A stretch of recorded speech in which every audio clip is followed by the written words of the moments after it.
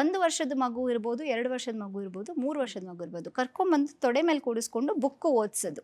So ಆ book ಓದೋ ನೆಪದಲ್ಲಿ ಈಗ ಮೊಬೈಲ್ ಇಟ್ಕೊಂಡು ನೀವೇನೋ ಹ್ಞೂ ಮಗನೇ ಆಟಾಡು ಅನ್ನೋದಕ್ಕಿಂತ ಮಗುನ ಕೂರಿಸ್ಕೊಂಡು ನೀವು ಇದು ಸಿಂಹ ಅಂತ ಸಿಂಹದ ಥರ ಗರ್ಜನೆ ಮಾಡೋದಾಗಲಿ, ಇದು ಇನ್ನೊಂದೊಂದು ಆ ಪಿಕ್ಚರ್ ನೋಡಿ ಆ ಮಗುಗೆ ಆ bonding with the mother plus the book, ಆ ಬುಕ್ ಇಟ್ಕೊಂಡ್ರೆ ನಂಗೆ ಅಮ್ಮ ಸಿಗ್ತಾಳೆ ಅನ್ನೋದು ಒಂದು ಥಾಟ್ ಬರುತ್ತಲ್ಲ.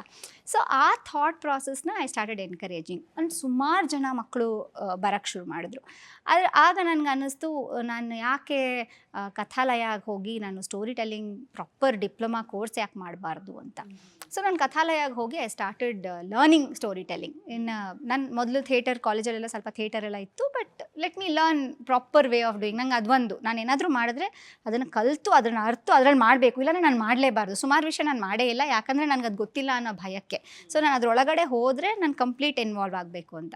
ಸೊ ಐ ಸ್ಟಾರ್ಟೆಡ್ ಅದನ್ನು ಶುರು ಮಾಡಿದೆ. ಆ್ಯಂಡ್ ಫೋನೆಟಿಕ್ಸ್ ಅಂತ ಒಂದು language teaching, English language teaching programme ಶುರು ಮಾಡಿದೆ. So I started doing all this. ತುಂಬ ಜನ ಮಕ್ಕಳು ಶುರು ಮಾಡಿದ್ರು ಬರೋಕ್ಕೆ. ಆಗ ನನಗೆ ಅಪ್ಪ ಯಾವಾಗೂ ಹೇಳೋರು, ಮಗಳೇ ನಾನು ನಿಂಗೆ ಅಷ್ಟು ಲಕ್ಷ ದುಡ್ಡು ಕೊಟ್ಬಿಟ್ಟು ಓದಿಸಿರೋದು ನೀನು ಇದೆಲ್ಲ ಮಾಡೋಕ್ಕೆ ಅಂತಲ್ಲ. ಓಕೆ ನೀನು ಮಾಡ್ತಿದ್ಯಾ, ಏನೋ ಒಳ್ಳೆಯದೇ ಮಾಡ್ತಿದ್ಯಾ, ತುಂಬ ಖುಷಿ ಆಗ್ತಿದೆ ನೀನು ಮಾಡ್ತಿರೋದು, ನಿಂಗೆ ರೆಕಗ್ನಿಷನ್ನು ಸಿಗ್ತಿದೆ and you are doing, but this is not what you should go back to journalism ಅಂತ ಅಪ್ಪ ಹೇಳ್ತಿರು. ಸೊ ಒಂದಿನ ರಂಜಿತ್ ಕೂರಿಸ್ಕೊಂಡು ನನಗೆ ಹೇಳ್ದೆ, ನೀನು ಇದನ್ನೇ are you sure you want to do this only, ನಿಂಗೆ ಜರ್ನಲಿಸಮ್ಗೆ ವಾಪಸ್ ಹೋಗ್ಬೇಕಂತ ಇಲ್ವಾ ಅಂತ. ಆಗ ನನಗೆ ಒಂದು ಥಾಟ್ ಬಂತು, ಹೌದಲ್ವಾ ನಾನೀಗ ವಾಪಸ್ ಹೋಗ್ಬೋದು, ಮಕ್ಕಳಿಬ್ಬರು ದೊಡ್ಡವರಾಗಿದ್ದಾರೆ, ಇಬ್ಬರು ಸ್ಕೂಲ್ಗೆ ಹೋಗ್ತಾ ಇದ್ದಾರೆ. ಆ್ಯಂಡ್ ರಂಜಿತ್ ಇಸ್ ಲೈಕ್, ನಾನು ಮ್ಯಾನೇಜ್ ಮಾಡ್ತೀನಿ, ನೀನು ಹೋಗು ವಾಪಸ್ ಜರ್ನಲಿಸಮ್ಗೆ ಅಂತ. ಸೊ ಹಾಗಾಗಿ ಅಪ್ಪ and Ranjith together pushed me back into journalism. ಆ ಟೈಮಲ್ಲಿ ಅಪ್ಪಂದು ಕೇಸ್ ಆಯಿತು ಆ್ಯಂಡ್ ಏನೋ ಅವ್ರು ಜೈಲ್ಗೆ ಹೋದರು. ನನಗೆ ಇಂಡಿಯನ್ ಎಕ್ಸ್ಪ್ರೆಸ್ಸಲ್ಲಿ ಅಪ್ಲಿಕೇಶನ್ ಕಳಿಸಿದ್ದೆ. ಅಲ್ಲಿ ಕಿರಣ್ ಪ್ರಕಾಶ್ ಅಂತ ರೆಸಿಡೆಂಟ್ ಎಡಿಟರ್ ಇದ್ದರು, ಅವರು ಇಂಟರ್ವ್ಯೂ ಕರೆದಿದ್ದಾರೆ. ಬಟ್ ನನಗೆ ಅಪ್ಪ ಇಲ್ಲಿ ಈ ಕಡೆ ಕೇಸು ಜೈಲು ಅದೆಲ್ಲ ಓಡಾಡ್ತಾ ಇದ್ದಾರೆ. ಆ್ಯಂಡ್ ಸುಮಾರು ಆ ಟೈಮಲ್ಲಿ ನಾನೇ ಎಲ್ಲ ಓಡಾಡಿದ್ದು ಅಪ್ಪನ ಜೊತೆ. ಬಹುಶಃ ನಾವು ಜನಸಾಮಾನ್ಯರು ನೋಡಿದ್ದು ನಿಮ್ಮನ್ನ ಮೀಡಿಯಾಗಳಲ್ಲಿ ಆ ಒಂದು ಸಂದರ್ಭದಲ್ಲಿ. Yes correct. ಆವಾಗಲೇ I was on the other side of the ಇದು.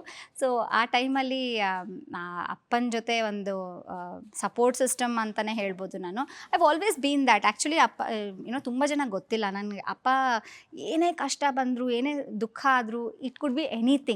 ಅಪ್ಪನ ಹುಚ್ಚಾಟಗಳ ಬಗ್ಗೆ ಇಟ್ಸ್ ನಾಟ್ ನ್ಯೂ, ಎಲ್ಲರಿಗೂ ಗೊತ್ತಿರೋದೆ. ಅವರ ಗರ್ಲ್ ಫ್ರೆಂಡ್ಸು, ಅವರ ಏನೋ ಲವ್ ಫೇಲ್ಯೂರ್ಸು, ಆಮೇಲೆ ಒಂದಲ್ಲ ನೆಗೆಟಿವ್ ಆಗಿರಲಿ ಪಾಸಿಟಿವ್ ಆಗಲಿ ಸುದ್ದಿಯಲ್ಲಂತೂ ಇರ್ತಾ ಇದ್ರು. ಡೆಫಿನೆಟ್ಲಿ. ಆಮೇಲೆ ಅವ್ರ ವಲ್ನರಬಿಲಿಟೀಸ್ನ ಅವರು ತುಂಬ ಸಲ ನನ್ನ ಹತ್ರ ಹೇಳ್ಕೊಂಡಿದ್ದಾರೆ. ಅಂದರೆ ಇಟ್ಸ್ ವೆರಿ ಫ್ಯೂ ಅಲ್ವಾ. ಇವಾಗ ಏನಾಗುತ್ತೆ, ಜಗತ್ತಿಗೆ ರವಿ ಬೆಳಗೆರೆ ಗೊತ್ತಿರೋದೇ ಡಿಫ್ರೆಂಟ್, ಆದರೆ ಆ್ಯಸ್ ಅ ಮಗಳು ನನಗೆ ರವಿ ಬೆಳಗೆರೆ ಗೊತ್ತಿರೋದೇ very different.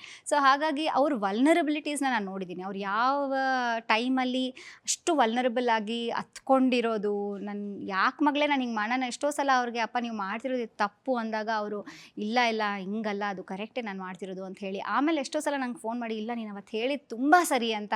So the conversations of those kinds we've had. So ಹಾಗಾಗಿ ಹಿ ಸೆಡ್ ಇಲ್ಲ you should get back to journalism, you should be there, do it ಅಂತ. ಸೊ ಹಾಗಾಗಿ I just went back to journalism ಅನ್ಸುತ್ತೆ ನನಗೆ.